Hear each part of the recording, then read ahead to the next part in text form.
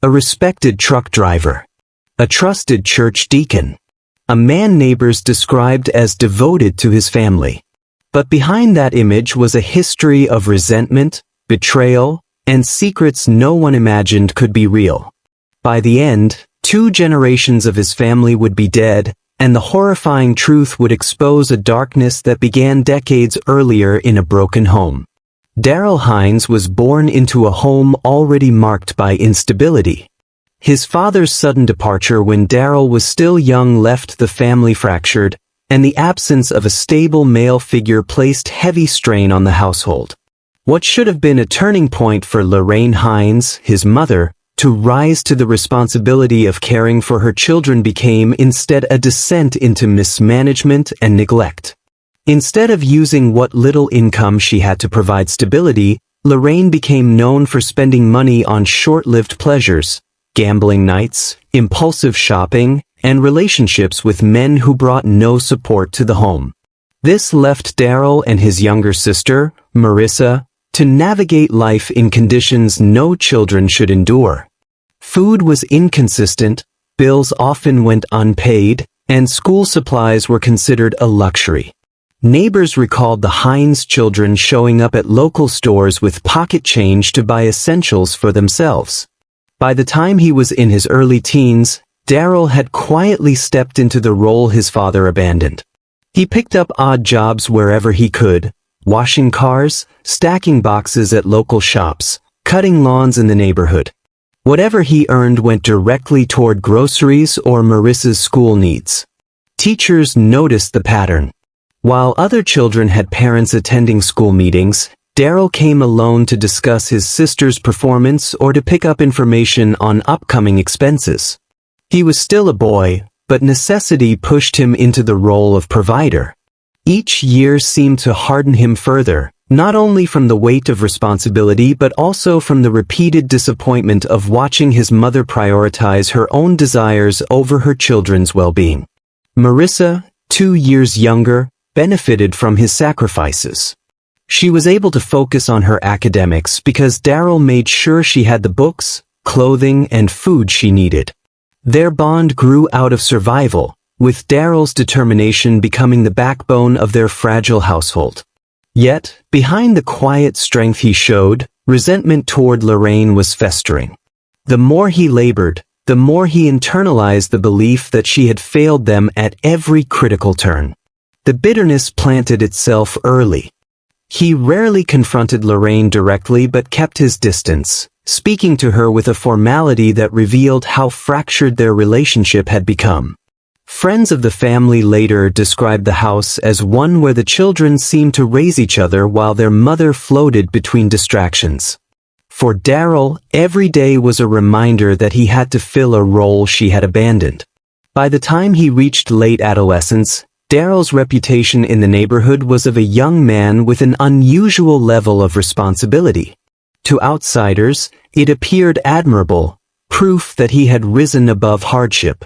But to those who understood the dynamics within the Hines household, it was clear the weight he carried was not by choice. Each sacrifice he made for Marissa was an indictment against Lorraine's neglect, and each step toward adulthood was shadowed by a quiet, unresolved anger toward the woman who had made survival harder than it needed to be.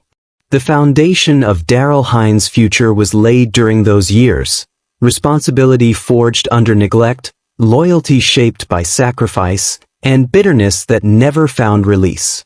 As the years passed, the direction of the Hines siblings began to separate. Marissa advanced steadily in her studies, showing discipline and academic drive that stood out among her peers. By the time she completed high school, she was already being encouraged to pursue nursing, a path she would later fulfill with determination. Eventually, she earned her qualifications, joining the workforce with the kind of professional stability few from their neighborhood had achieved.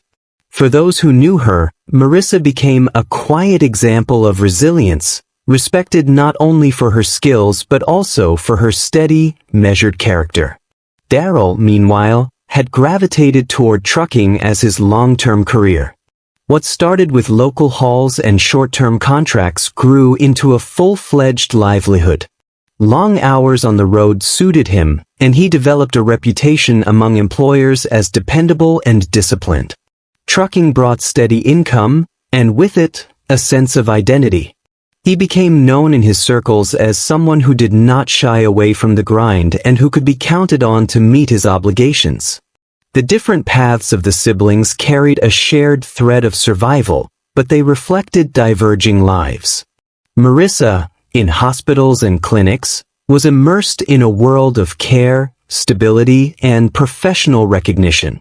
Daryl, on the highways, built his place in a culture of long-distance work, where endurance and reliability were currency.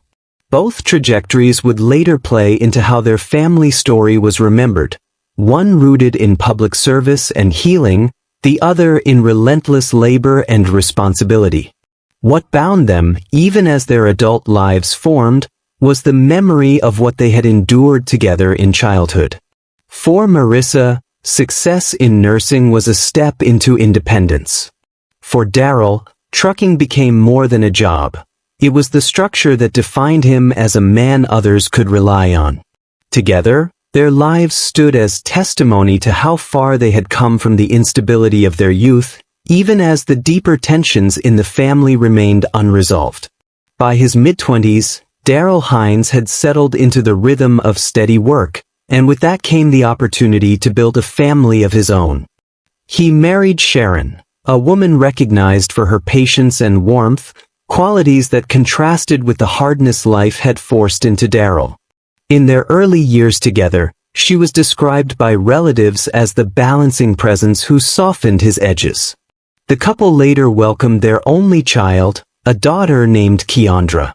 From childhood, Keandra was raised in an environment that projected stability and order. Unlike the fragmented upbringing Daryl had known, she grew up in a home where meals were consistent, schooling was prioritized, and routines were intact. Sharon's steady influence created a household that appeared centered and secure. As Daryl's trucking career expanded, his reputation for reliability spread beyond the companies that hired him. He became known in the community as a man who kept his commitments and maintained his household with discipline. It was during these years that he also became more active in church life, gradually moving from a regular attendee to a trusted deacon. His role there enhanced the image of a man committed not just to his family but also to service and generosity.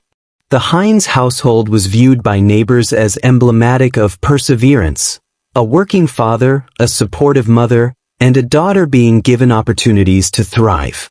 Those who interacted with them often saw Daryl as an example of what could be achieved despite a difficult start in life. His steady marriage, his career on the road, and his respected church position combined to shape the perception that he had broken away from the instability of his past. For many looking in, the Hines family projected security and moral uprightness. Daryl's name carried weight in both professional and church settings, while Sharon and Keandra represented the nurturing and continuity of a stable home. The man once defined by hardship was now regarded as a model husband and father, his life appearing to rest firmly on the foundation he had built. As Keandra moved into adulthood, she carried with her the stability her parents had provided. She married Terrence Mills, a serviceman whose career required long stretches away from home. Their relationship was marked by separation and reunion, the rhythm of military life shaping their early years together. When Terrence was assigned to a peacekeeping mission abroad, Keandra faced the challenge of navigating pregnancy largely on her own. With her husband away and her due date approaching, she made the decision to return to her parents' home. The choice was practical. Her mother, Sharon, could provide day-to-day support, and her father, Daryl, offered the security of a household she had known all her life. For Keandra, it was a familiar environment where she could focus on her health while waiting for Terrence's return. Neighbors and relatives noted her return, viewing it as a natural step for a young woman balancing marriage, pregnancy, and the absence of her husband. Within the Hines household, her presence added another layer of activity. Sharon took on the role of guiding her daughter through the final months of pregnancy, and the routines of the family adjusted around the expectation of welcoming a new life. Keandra's return marked a visible transition in the family dynamic. What had been a household defined by the steady patterns of a married couple now expanded to accommodate the next generation. Her move back was temporary in intention, but it underscored the strength of the family's ties and the reliance that could be placed on Daryl and Sharon's home during a time of need. By the time Keandra had settled back into her parents' home, news of Lorraine Hines' declining health began to circulate among relatives. Age and years of unmanaged medical issues had taken their toll.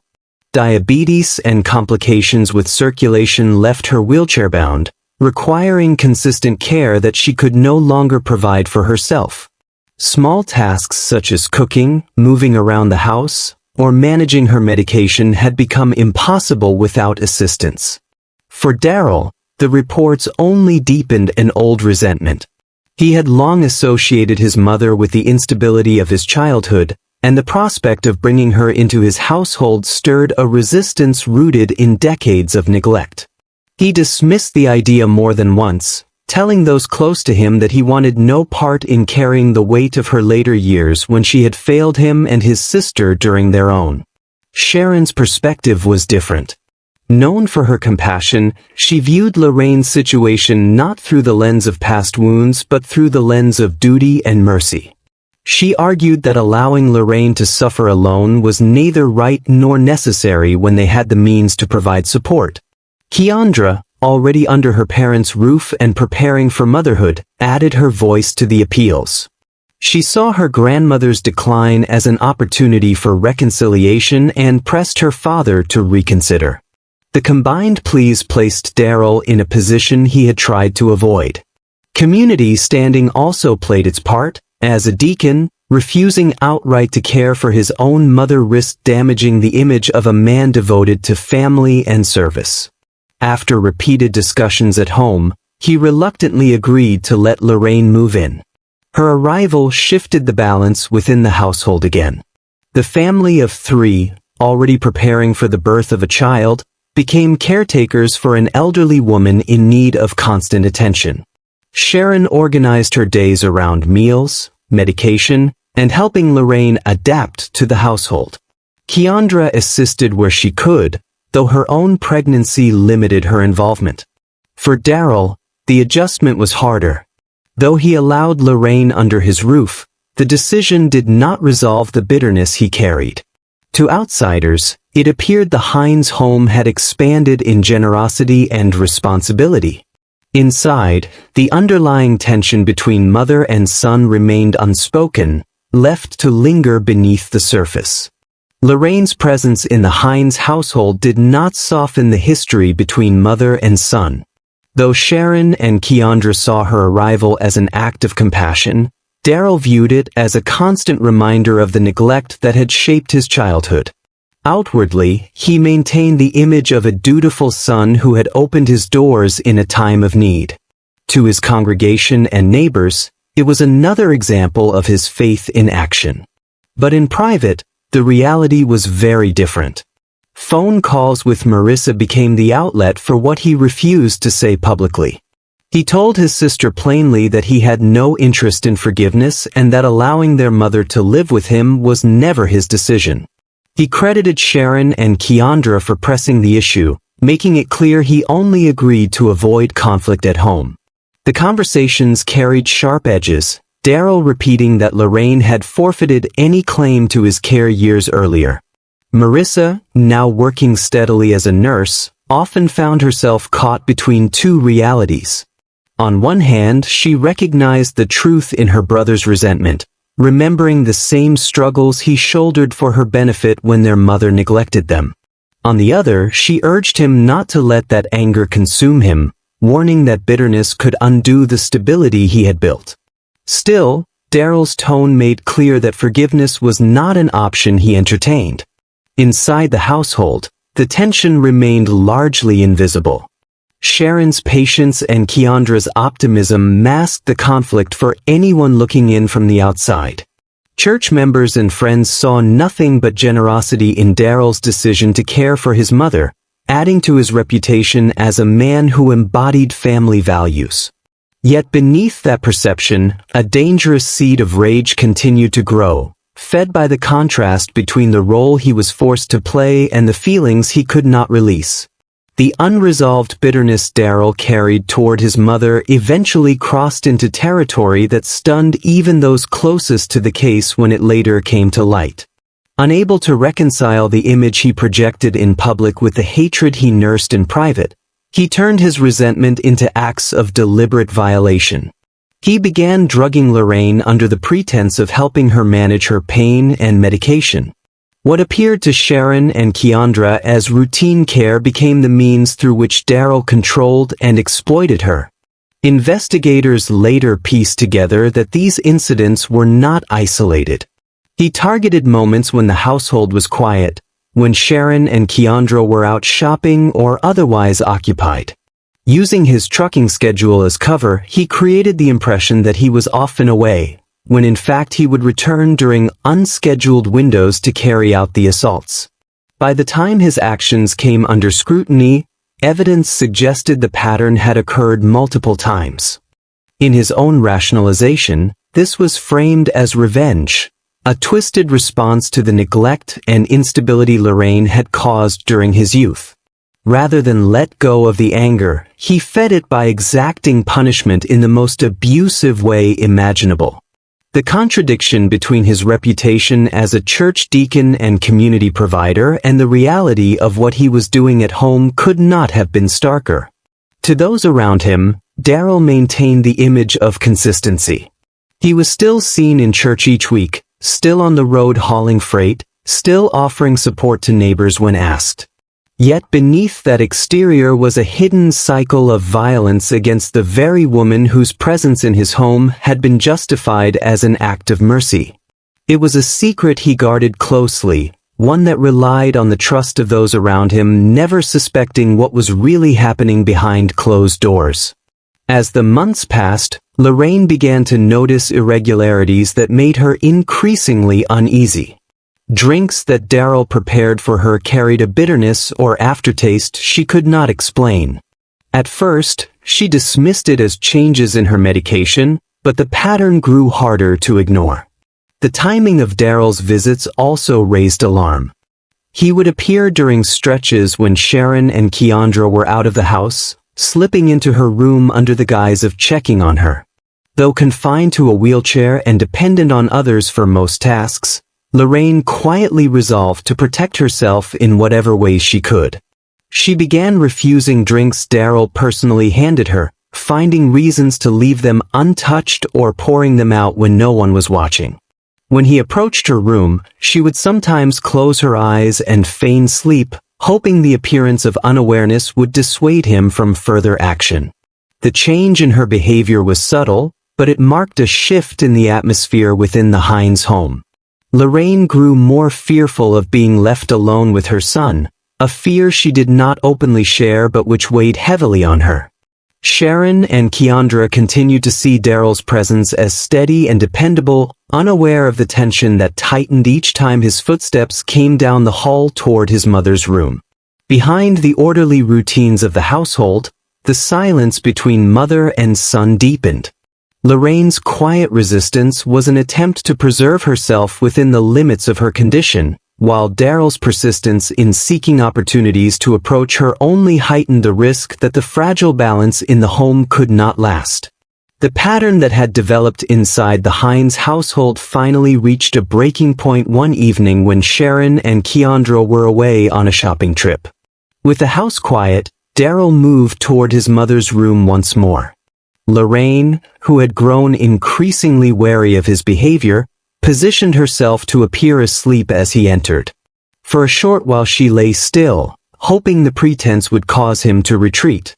Instead, Daryl proceeded with his intentions. When he attempted to force himself on her, Lorraine resisted more openly than before. She tried to push him off, using her voice in desperation to call out despite her weakened condition. Her cries carried through the walls just as the sound of the family car returned to the driveway. Sharon and Keandra, back earlier than expected, heard the disturbance while bringing in their purchases. Alarmed, they dropped what they carried and rushed upstairs. The moment Sharon saw what was happening, her reaction was immediate and piercing. She screamed in horror, the sound carrying through the house with a force that startled even Daryl. Her shock quickly turned into fury as she shouted her intent to expose him, declaring she would contact the church board and reveal everything. For a man whose standing in the community and congregation had become central to his identity, the threat carried a weight he could not ignore. Keandra, shaken by the sight of her father's actions, reached instinctively for her phone. Her intent was clear: to call for help and put an end to what they had just witnessed. The sudden move ignited Daryl's panic. Realizing the exposure he had feared for years was now seconds away, his response was not retreat but rage. Without a word, he stormed from the room, moving with purpose toward his truck outside. From the vehicle, he retrieved a firearm he kept secured there.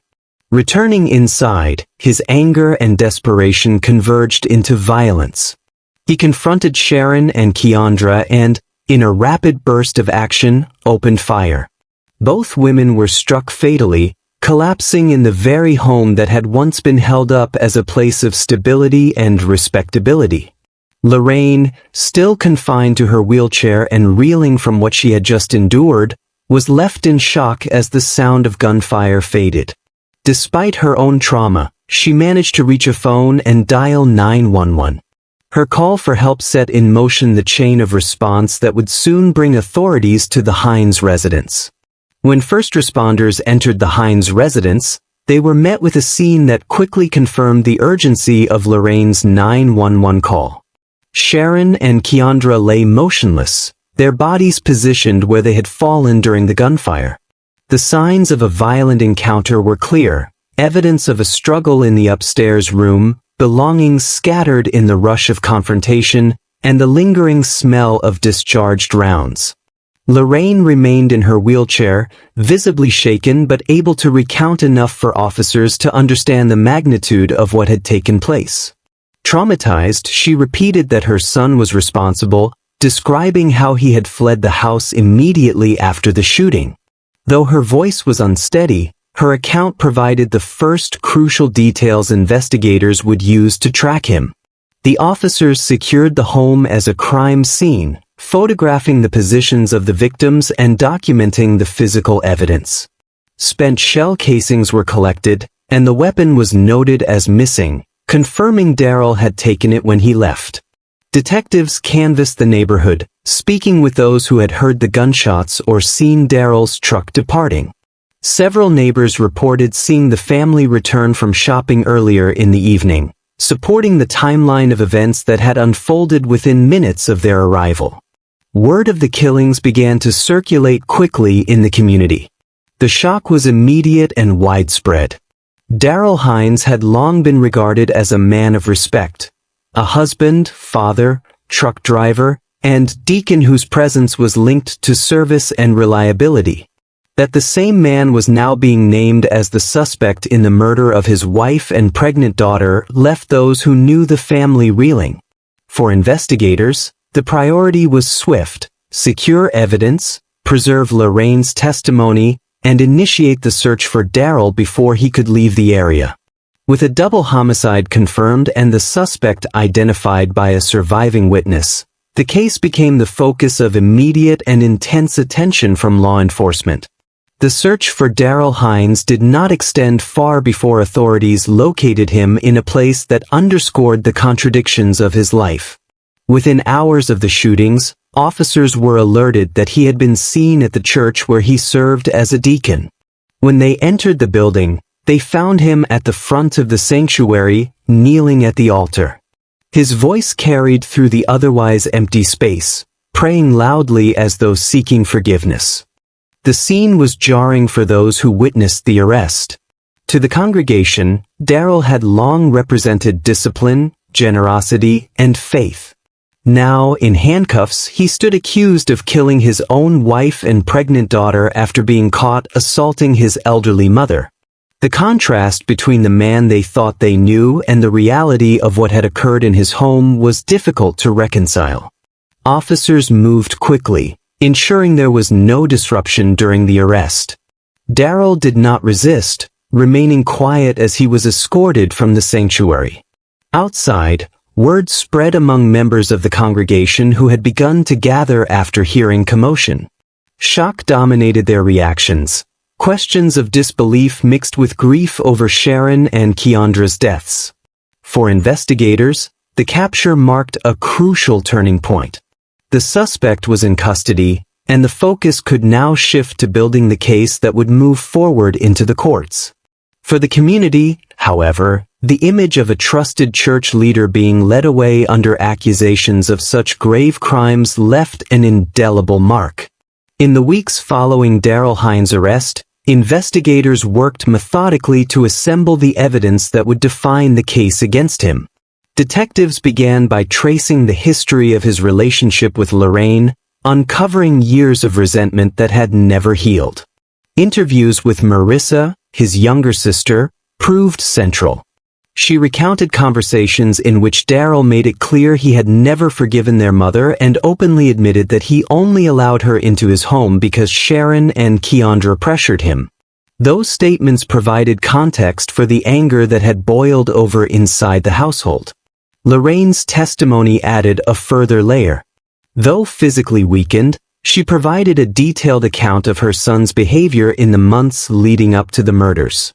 She described the suspicious drinks, the visits timed when others were away, and the final night when she pretended to sleep before he attacked her. Her account of the assault was direct and unwavering, positioning her as the only surviving eyewitness to the events that set the murders in motion. Forensic evidence supported their claims. Autopsy reports confirmed that both Sharon and Keandra died instantly from gunshot wounds, ruling out any possibility of prolonged suffering. The trajectory of the bullets and the type of firearm used aligned with the weapon investigators knew Darryl kept in his truck. Spent casings recovered at the scene matched the ammunition he had purchased in recent months, further linking him directly to the shootings. The prosecution began preparing a case that would highlight not only the murders but also the pattern of abuse and unresolved hatred that led to them. Detectives compiled Darryl's church records and community involvement, contrasting the public image of a respected deacon with the private reality of violence inside his own home. For the legal team, it was clear the trial would be highly emotional, involving the testimony of a grieving mother, a surviving sister, and evidence that shattered the reputation Darryl had cultivated for years. By the time the case was formally handed over to prosecutors, the groundwork was firmly in place. What lay ahead was the task of presenting the evidence in court, a process expected to draw strong reactions as the details of the crimes were brought to light. When the case of State versus Darryl Hines opened in court, it drew immediate attention for the shocking contradictions it exposed. Prosecutors began by laying out the core charges, the murders of Sharon Hines and Keandra Hines Mills, and the repeated sexual assaults of his elderly mother, Lorraine Hines. From the first day, the weight of the evidence was presented in stark detail, stripping away the respected image Darryl had cultivated as a deacon and community figure. Lorraine's testimony was among the most difficult moments of the trial. Speaking from her wheelchair, she described the suspicious drinks, the nights when Darryl entered her room, and the evening when she pretended to be asleep before crying out in desperation. Her words were halting, but her account was clear. The courtroom sat in silence as she recounted how her daughter-in-law and granddaughter had returned at the worst possible moment, only to be gunned down for witnessing what Darryl had done. Marissa, his younger sister, took the stand with visible reluctance. She told the jury about the conversations she had with Darryl in which he expressed bitterness toward their mother, repeating that he had no intention of forgiving her. Though she struggled with the weight of testifying against her brother, Her account reinforced the prosecution's argument that his actions were not the result of sudden instability but of long-standing hatred. The defense tried to counter by portraying Darrell as a man who had suffered a mental collapse under the strain of his past and present circumstances. They argued that his judgment was clouded by unresolved trauma, suggesting that his crimes were not the result of deliberate planning but of an emotional break. Prosecutors rejected that narrative forcefully. They emphasized Darrell's ability to maintain his public life as a church leader and truck driver, pointing to the calculated way he had drugged his mother and timed his assaults when others were away. They argued that this was not the behavior of a man who had simply lost control, but of someone who operated with chilling precision, masking his crimes behind a facade of faith and generosity. Witness by witness, piece by piece, the portrait of Darrell Hines shifted from community leader to predator and killer. By the close of arguments, the jury had been presented with a picture of a man who lived two lives, one built on public respect and another defined by violence and secrecy. The conclusion of the trial came with a verdict that left little room for ambiguity. After deliberation, the jury returned guilty on all counts: 2 counts of first-degree murder, multiple counts of sexual assault, and related firearms charges. In sentencing, the judge addressed Darrell Hines directly, condemning him not only for the brutality of his crimes but also for the betrayal they represented. He was handed life in prison without the possibility of parole. The judge's words underscored the gravity of the case. This was not just the killing of 2 family members, but the complete destruction of the trust placed in him as a husband, father, son, and community figure. Lorraine lived to see the outcome but carried the weight of it until her own death. Confined to a care facility in her later years, she was remembered as a woman broken by what her son had done. She had endured his neglect as a child, his violence as an adult, and in the end, the loss of her daughter-in-law and granddaughter in the same night. Her testimony had been critical in securing the conviction, but the emotional toll remained visible. Marissa continued her career as a nurse, though those close to her acknowledged she never fully escaped the scars of the case. Having testified against her own brother, she remained committed to her profession but carried with her a determination to ensure the next generation did not repeat the patterns of the past. For her, resilience became the only possible answer to a history of brokenness. Terrence Mills returned from deployment to a home and future forever altered.